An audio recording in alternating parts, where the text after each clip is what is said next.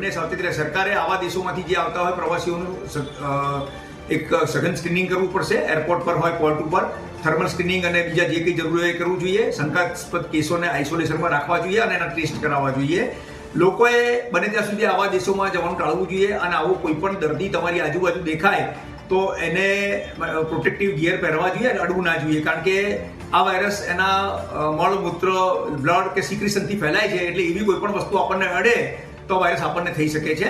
એટલે લોકોએ આ સાવચેતી સરકારે આવા દેશોમાંથી જે આવતા હોય પ્રવાસીઓનું એક સઘન સ્ક્રીનિંગ કરવું પડશે. એરપોર્ટ પર હોય, પોર્ટ ઉપર થર્મલ સ્ક્રીનિંગ અને બીજા જે કંઈ જરૂરી હોય એ કરવું જોઈએ. શંકાસ્પદ કેસોને આઇસોલેશનમાં રાખવા જોઈએ અને એના ટેસ્ટ કરાવવા જોઈએ.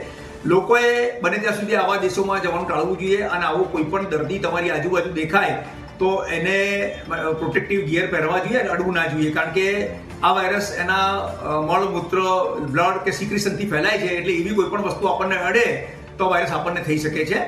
એટલે લોકોએ આ